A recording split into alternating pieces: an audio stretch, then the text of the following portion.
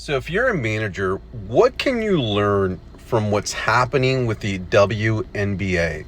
So here's one specific thing that I want to focus on so that we can learn what not to do.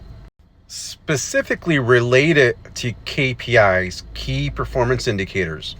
There's a lot of controversy about how the commissioner did not take any action of how the games were officiated. So one of the key things that I'm curious about is what KPIs or dashboards do leaders like this actually look at? Meaning that in this case, I would definitely look at the number of fouls in different categories per game and total. One, is the KPI consistent? Number two, did it spike up for any reason? Or did one particular category get more fouls than anything?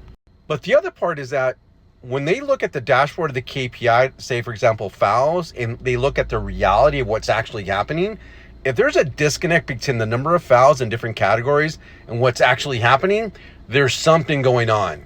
Meaning that human intervention is either happening or not happening. So if you look at these KPIs early enough so that you can make decisions on what to do and what not to do, it helps correct those things during the process. In this case, either how many were not given or how many were given in any category. So if you're a manager, the lesson from this is you have to create dashboards with KPIs and understanding what those mean so that you can look at these things early on. Because remember, the behavior drives the KPI.